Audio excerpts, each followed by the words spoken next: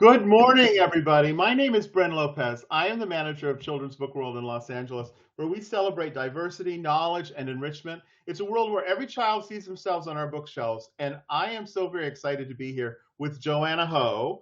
Hi, Joanna, how are you? Hi, I'm so good. How are you? Oh, I'm doing really, really great.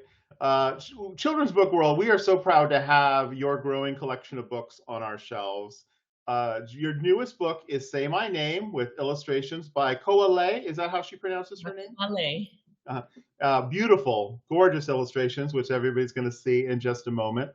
Joanna is passionate about equity in books and education, which has never been more important than it is right now in the country.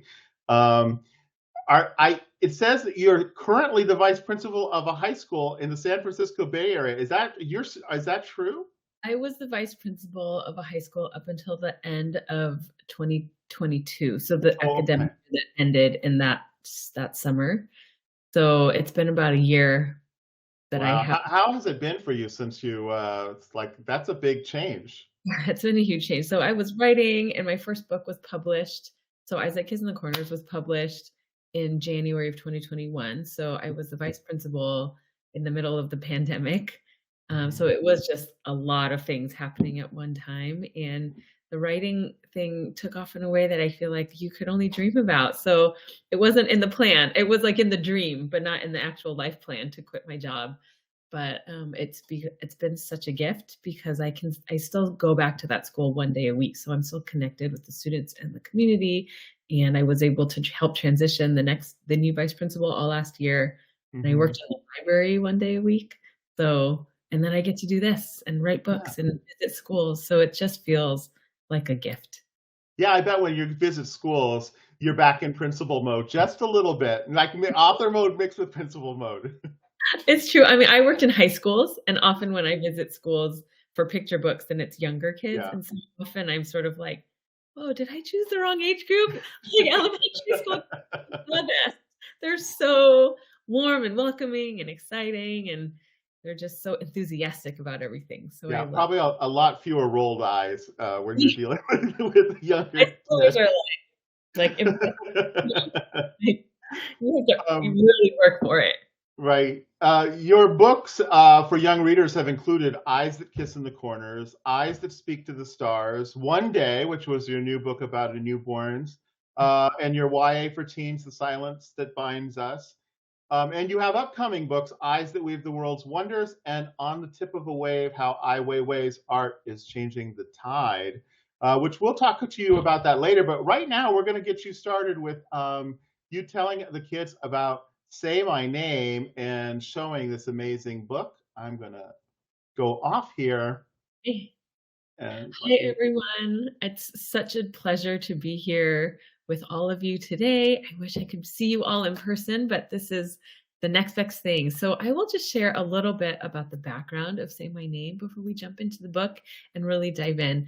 When I was growing up, I remember answering the phone. So many of you may not know this, but your teachers might.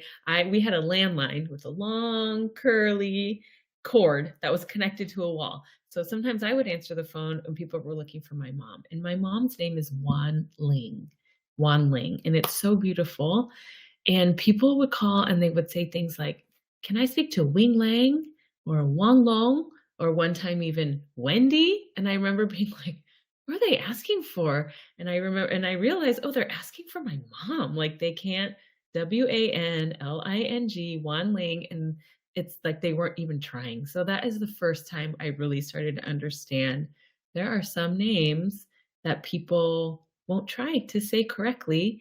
And as I got older, I started to realize, okay, so my mom is the youngest of 10 children, and she came from Taiwan. And she has six sisters, and they are all here in the States now. And about half of those sisters changed their names when they moved here. So they took on very Western names. Some are not even, one's like an Italian name. And it's not until I was adult that I realized, gosh, there is so much that is lost when when people feel like they have to change their names to be more acceptable to other people. And when society is not willing to try to say people's names correctly. And that's really why I came to write this book. For me, also, my last name is Ho, and that was a hard name. People made fun of me for that a lot when I was growing up, and I would just laugh. And I remember always feeling like, I can't wait to change my name. And it wasn't actually until I became a teacher in high school where I knew, the students are very honest with how they feel about teachers, especially in high schools, which I actually really love. But I came to love this name when I was walking down the halls and my students would be like, "Hey, Miss Ho," or "Miss Ho." And they would just yell it for a really long time. And it became this source of joy for me.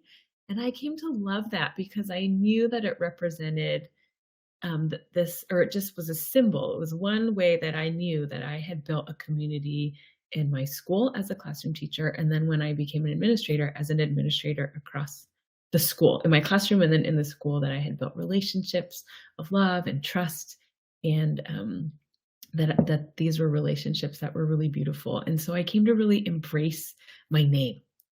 And so these are all foundations of reasons that I wrote Say My Name. As a teacher, I really understood how important it was for me to learn my students' names correctly. The majority of my students were and still are Latine and Black and Pacific Islander. And so I knew, these were not all names that were initially familiar to me, but it was important that I learned to say them correctly. And I have so many stories from students who had teachers who asked them to change their names or gave them nicknames, and how hurtful that was for them. And so these are all reasons why I wrote Say My Name. And I can't wait to share it with you. And then I'll read it to you. And then we'll go back in and talk a little bit about the inspiration behind many of the characters, because they're all really personal to me. But before we do that, we're going to practice the song. So I'm going to play just a tiny clip of a song by Destiny's Child, which was Beyonce before she was Beyonce, but already on her way. And when you hear it, I'm going to play it one time just so you can hear it. And then I'm going to play it again so you can practice it. And your teachers are going to know. So you should be singing out loud. But I'll remind you again really quickly. Okay, you ready to listen? It's just a couple seconds long. Say my name. Y'all hear that? It's just say my name, say my name. Ready? Listen one more time. Let's try again. Say my name, say my name. Okay, this time I want you to practice singing along. Okay, say my name, say my name. Those are the only words. Ready, set, sing. Say my name, say my name. We're going to practice one more time. This is very important. Say my name, say my name. Okay, hopefully we're all singing. If you weren't, feel free to pause and practice a couple times till you get it. But just say my name, say my name. Okay? Anytime you hear that word, those phrases, as I'm reading, I want you to sing. I'm going to pause to give you some time to sing. But every time you hear say my name, I want you to sing it really loud and then stop so I can keep reading. Got it? Thumbs up. Okay, here we go. Say My Name by Joanna Ho, which is me, and illustrated by the phenomenal Kwale, who lives in Vietnam.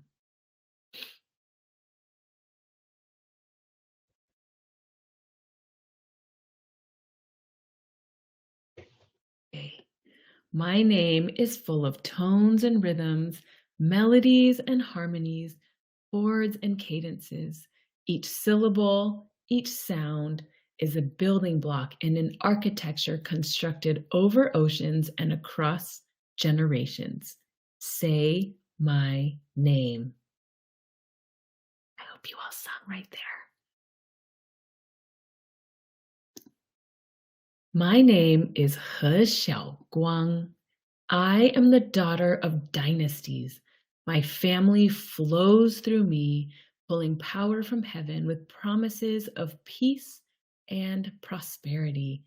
I am the first light of morning, reaching over the horizon, the rays of a new day stretching into life. Say my name. I should hear you singing. Okay. My name is Ofa Kivaha Tupoumalohi. Born while my dad crossed the sea, I am the union of hearts that pulse with the pounding waves and flow with the saltwater lifeblood of the world. I am a descendant of kings and a fierce warrior of the South Pacific. Our islands are small, but we are immense. We are children of the ocean. Say my name.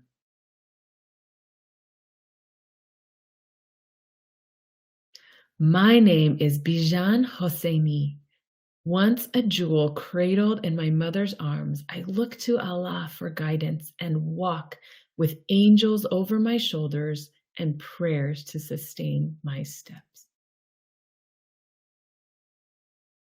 I am the poetry of my people, its stanzas and verses, weaving tapestries of history and carried in my soul. Say my name.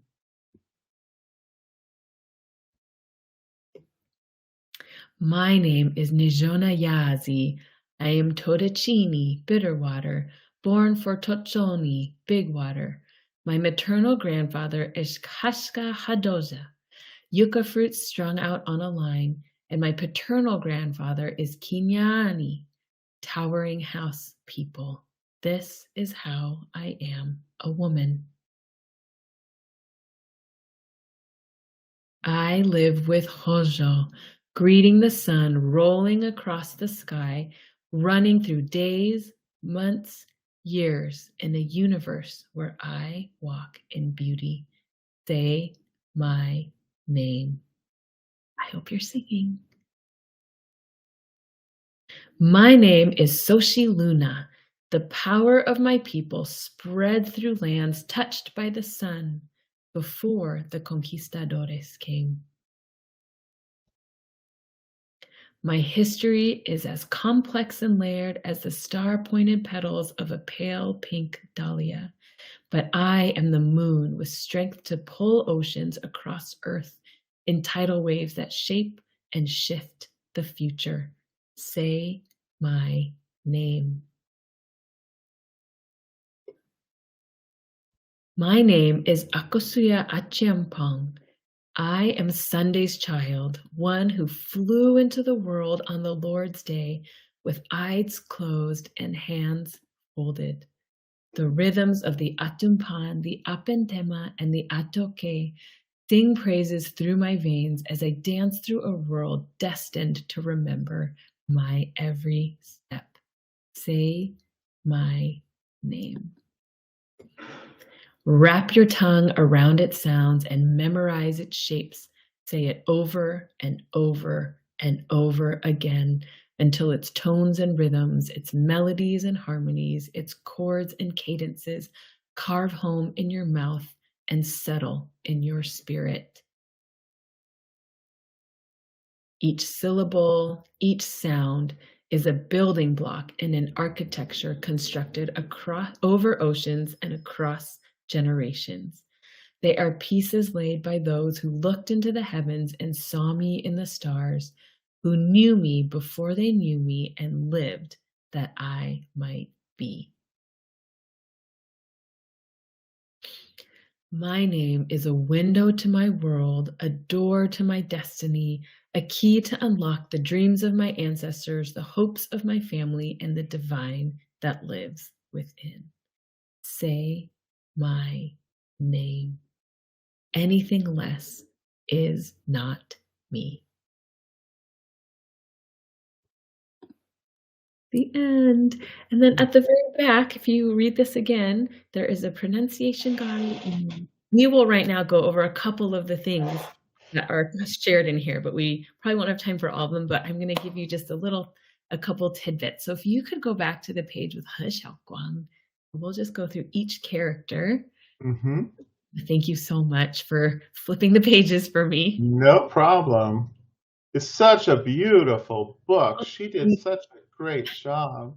Thank you all for listening. I hope y'all were singing loud. Okay, so this is He Xiao-Guang. He Xiao-Guang is actually my Chinese name. So He is Ho.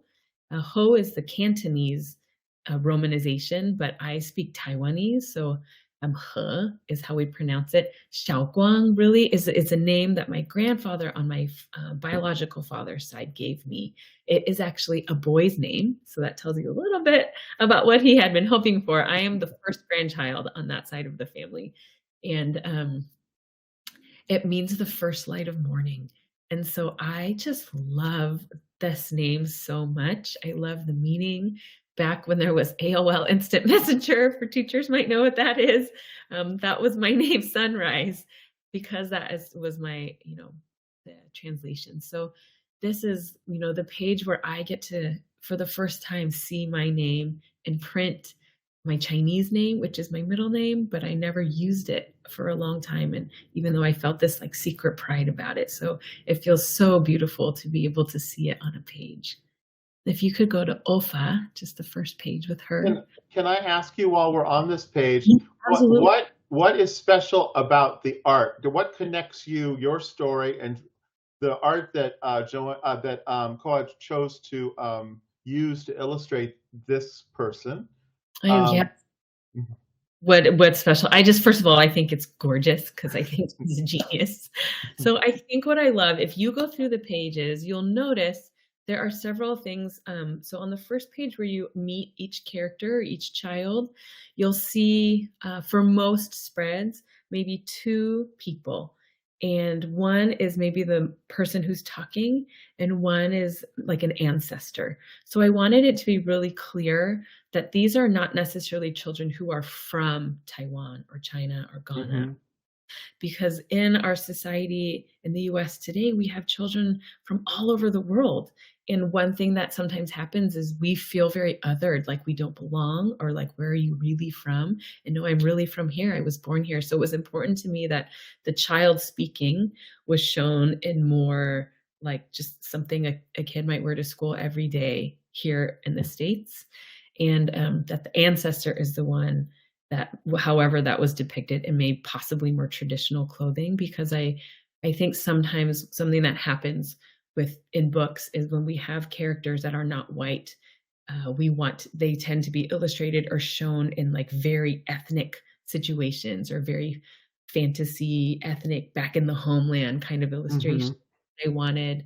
I didn't not want to have that because the connection to the past is part of the story, but it felt important to me that readers understood and could tell visually that these are like your classmates. These are kids you go to school with every day. These are kids who are here and who might be descended from people who come from other places, but they're also here. We're not other. So the other thing is a phoenix is just a symbol of power and of rebirth, and tends to be a female character in Chinese culture. Yeah, really beautiful. And I love the color palettes connecting with each other and the beautiful flowers in the reverse. It's just really lovely. Okay, let's go. We're going to Ofa? Just go in order. Yeah, sounds great. So Ofa, her Ofa Kivaha really means born, like love at sea. And so the story here is, I'm very aware that with the exception of He Xiao-Guang, the characters in this story are not backgrounds from which I identify. And I chose backgrounds and characters based on people and places that I have a deep connection with personally. So they might be places I've lived, or they might be people that I'm really, really close with. So Ofa Kivaha Tupoumalohi is based on two of my really dear friends who are also people that I worked with very closely doing restorative justice in my school. And Ofa Kivaha is the name. As I was doing research with particularly my friend Kesarina Hafoka, she said, well, what if you use my mom's name? Her name is Ofa Kivaha. It means love at sea. And because when she was born, her father was out fishing on the ocean. And so it's literally, that's why they named her, because that's what happened.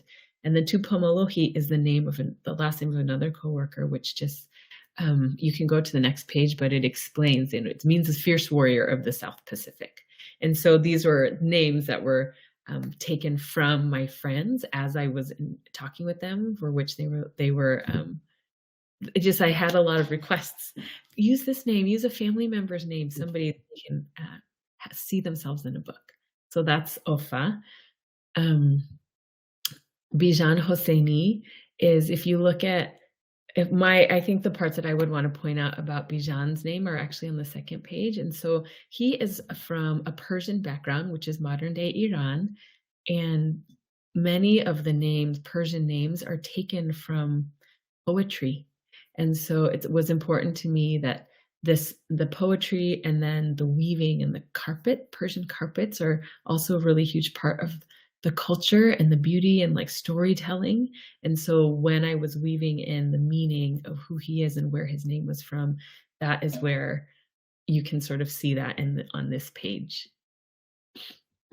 Nizhoni Yazzie is also the name. Nizhoni is the name of the sister of my really, really dear friend. She was a roommate. She was a bridesmaid. She is Chinese and Diné, so Navajo. And so I talked with multiple people from each background because I don't want any one person to feel the weight of representation for all people. But so I talked to multiple people, but the introduction that you see here is a very traditional way where people will introduce themselves. So you talk about the names of your clans, your grandmother clan, your grandfather's clan, etc. And then you introduce yourself by saying, this is how I am a woman. And I just thought that was so beautiful. And so Nizhoni is the name of my really good friend's sister. And this idea of hojo, which you see, it's just this idea of walking in beauty, which I think is also just such a stunning concept. So the shadow with the stars, and then the next shadow of the warrior dancing are so beautiful. It's so beautiful. The first time I saw it, I was like, oh my gosh. And the things about details too. So for example, like this book, the illustrations went through a lot of revision and had a lot of feedback from many of the friends that I spoke to when writing the text. So because we wanted to make sure things were correct. So for example, Bijan in the initial illustrations was illustrated as a girl. And we were like, oh, this is a boy. And then in this one's like a couple small details would be like Nizhoni's ponytail. It was initially drawn as like a knot of hair, similar to the one you see in the background shadow. But that is really something that is used for more sacred purposes. And it's not something you would do every day. And so that these were details, seemingly small, very important details that were then changed as the art was revised based on super helpful feedback. Xochitl Luna is also the name of a friend's sister. So my friend is a friend and former coworker. We were talking about how we might incorporate for someone who's of Mexican descent or heritage, and also Nawa, which is the indigenous group there, or one of many. But because we wanted to capture in the names the complexity, there's so much complexity in our history as well. So Xochitl is a Nawa name, an indigenous name, and Luna is one that came with the conquistadores from Spain. And so the combination of the name was really intentionally chosen so that it could show the complexity of history. There's beauty and there's pain, and we can come through that in our own ways and define it ourselves. So that is why Xochitl's Luna, and Luna meaning moon, which is where the second part of her description comes through, with power to pull oceans. And then Akosua. So I lived in Ghana for a year when I was in college. I was studying traditional dance when I was there. Well, I'm technically a psych major, but when I was in Ghana, I was only taking dance classes. I was like skipping all my psychology classes to take more and more dance classes. I did fine in psych, but dance was like such a passion for me. And so one naming tradition in Ghana is that there is a name for each day of the week. So what day you're born on, that's your name. You might also be given another name, but you'll also be given a day of the week name. And so I was born on a Thursday. So my Ghanaian name is Ya. And Akosua was born, excuse me. Akosua was born on, I believe it's a Sunday. So Hmm. that's Sabbath. And so you can see here the juxtaposition of the two, and then that the reason for the dancing and the drumming on the back is because that was such a huge part of my experience there, was dancing with the drums and feeling the power of that rhythm that came through. So those were there, there's some personal stories and personal relationships, people that I really have. So the book is dedicated to all the people who gave so many of their own stories and heart to help me write the story and to give feedback on the art. That's wonderful. Yeah, thanks. Just beautiful. What has the feedback been from people who have, from the people, first off, the people who you went to talk to about, their families and participated in that way? Have they had a chance to be able to see the completed product They have now? not seen it yet. They should be receiving it in the mail with some thank you cookies next week when the book is released. So I'm really excited, and I've invited those who are local to come and help participate if they can in launch activities. They live all over the country now, so I'm really excited for them to see the book. And I think there's just for me, like always, a little bit of nerves, like wanting to make sure we got things truthfully and represented things truthfully, Mhm. particularly their cultures that are not mine. So I'm hopeful and very, very grateful for all of the help. Yeah, I just think the names have so much power, Yeah, and so frequently, particularly in the past, some of us have had that power taken away from us because of bullying and other things like that. But you can't give someone a kinder gift than to be able to honor their name, for sure. and their traditions, Mhm. and things that make them special, the foods that they may eat, and being curious about them is a good thing, right? Absolutely, yeah. I think that our names, I mean, that's sort of what this book I hope is saying, or that readers will take away, is just that our names are power, like you said, and they encompass so much of our stories and our history, and they have so much meaning. And we really come to embody our names often. I don't and so I think that it's important for us to at least try. Like sometimes names might not roll as naturally off of our tongues, but it's important that we're at least trying to say them the way that they were intended to be said. Absolutely, that's another thing. I mean, you get to learn how to be able to say all of these different names and use your. It's like singing. You're using your voice in a different way, and the textures and the sounds that you learn to be able to make.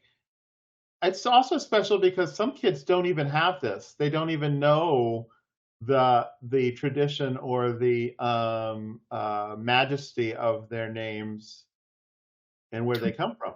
Yeah, absolutely. Like, here's an example. My children, they have, their names are all super I mean, names are, very intentionally chosen, but their middle names are also Chinese names, and they were given to them by my stepdad. But there are so many naming traditions in Chinese. So it is not just about the sound or about the meaning. Like he couldn't even wait.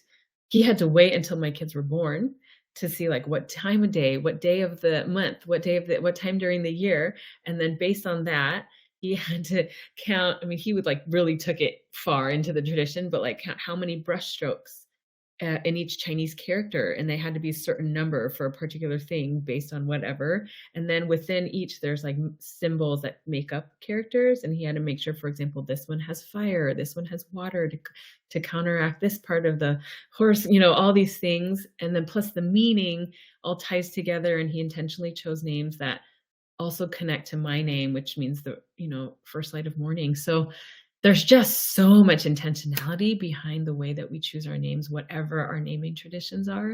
I Yeah. think it's important that we learn them. I wanted to ask you about, before we leave, I wanted to ask you to address to the kids too. There might be a lot of kids who are watching this who are now curious about other kids' names, or maybe uncomfortable about talking about their own names with other kids. How would you handle that situation, those two different situations, Yeah. in a way that would be kind to the person who's engaging with you, but also respectful of your own personal wishes. I love that. I think there's a third group that I was also thinking about is, so there might be some students out there who don't know the meaning of their names or don't know the story behind their names. And so Mm-hmm. what I invite students and adults to do is just first to ask if there's someone in your life that you feel safe asking that might know the story or the meaning behind your name. Go do that. Ask and learn why you were named what you were named. Maybe you were named after someone. Maybe you were named. I just met someone who named their daughter Zelda because that was her favorite video game. Mm-hmm. Like everyone's name has some kind of story. My name is just like my mom immigrated here and she looked up names in a name book. So it's still a story, you know, it tells about like her story of immigration and not speaking English. And so first I would invite you to learn the stories behind your name. And then the second thing is, I hope that you maybe teachers can facilitate, but even just like when you're out, I would invite you, even right now, pause the video for 5 minutes and turn to a partner and just ask like, what is the story of your name? And maybe save that for later once you've had time to go out and look for it. But talk to each other and ask like, what does your name mean? And what's the story behind your name, whatever the story means for you, because you know everyone's story, it doesn't necessarily have to be like, this is why my parents chose my name. It could be like, this is what it means, this is what it means to me, this is the nickname that I get out of my name. So everyone's name has stories, so Yeah. ask that to each other. And then the third thing I would say is just make an effort to say people's names correctly. Ask them, how does your mom pronounce your name? Or what does your family call you? And sometimes we feel like we have to be like, it's okay, you can just call me whatever. Like you don't want to be a hassle for other people. But I would tell you, it is okay to say, no, this is my name and this is what I would like to be called. And I would like you to try. And if you have nicknames, that's also great. But make sure before you're using someone's nickname that they're okay with that nickname. And so I think it's always about asking, and for you as a person to be comfortable really saying what you want people to call you. I think those are really great things to be able to practice and do with people. And also, not all names are necessarily cultural. Yeah.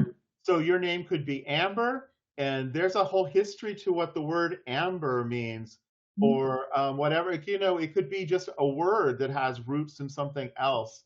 So you know, having the fun of being able to explore it. But also, I want to put out just before we, you know, is your power to actually create your own identity and create your own name as well, because there's power in making your own name, right? Yep. If your name feels like it doesn't fit, I feel like you can choose names. You know, again, like you have the power. It's like what I was saying before. What do you want to be called? And then ask people to call you that. So thank you for bringing that up. I think that's a great point.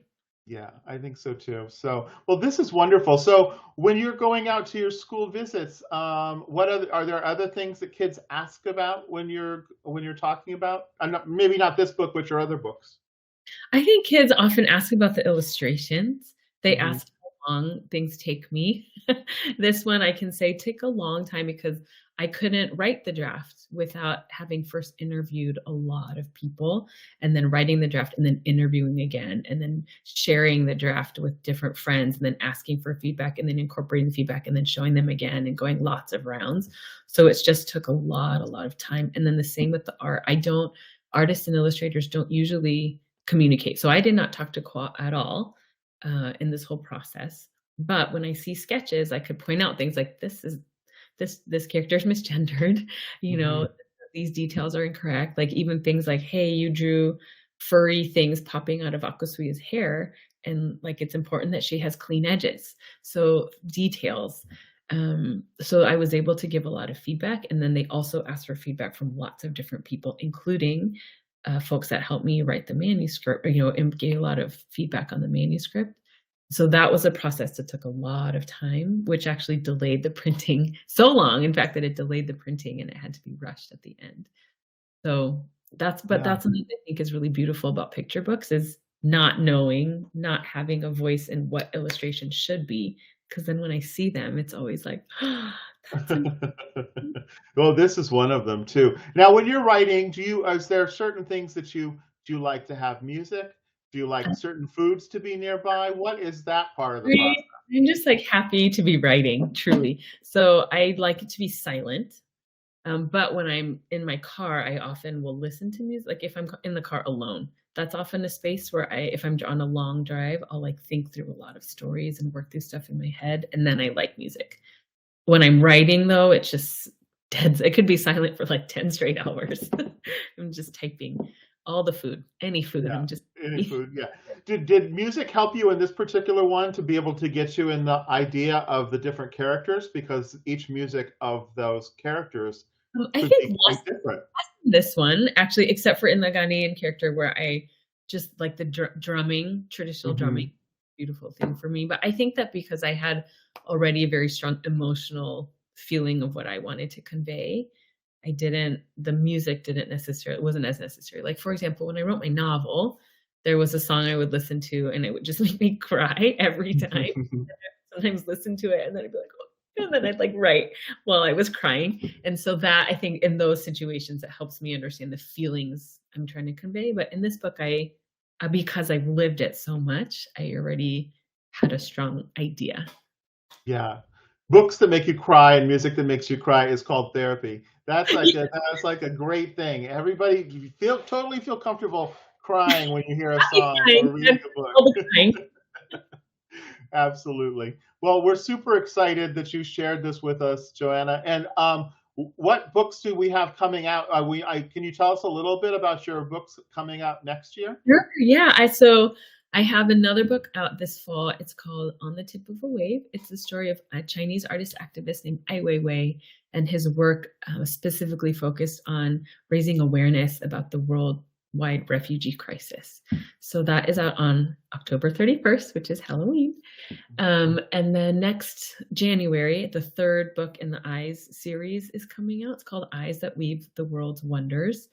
And it's written with Liz Kleinrock, who's also an artist and author, activist, and educator. And also she is an adoptee. So this book is about a transnational, transracial Korean adoptee adopted into a white family. So that is also very much Liz's background. So she was super helpful in this book. It's essentially her story. And then in next April, I have one called We Who Produce Pearls. And that one is illustrated by Amanda Pongbotapakia. And it is for sure one of the hardest books I had to write. I had to do research for over a year to just understand the history of what I was trying to convey. But essentially, it is a story of it's a call, I think, to Asian American communities to stand together, to look at the history that we've shared, and to recognize we've always spoken up and taken up space and that we have power to continue to do so. So I'm excited about all of those.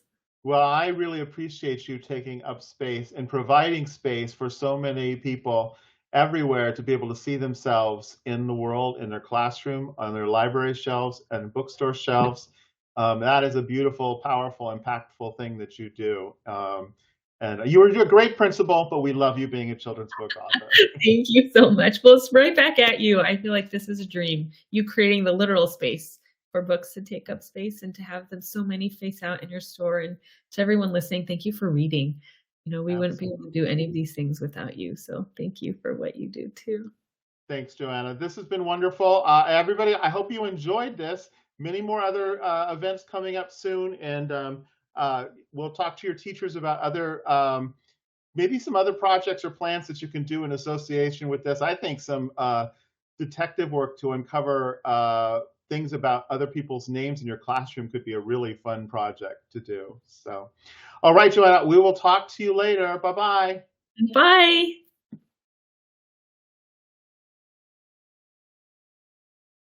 Okay, the recording has stopped.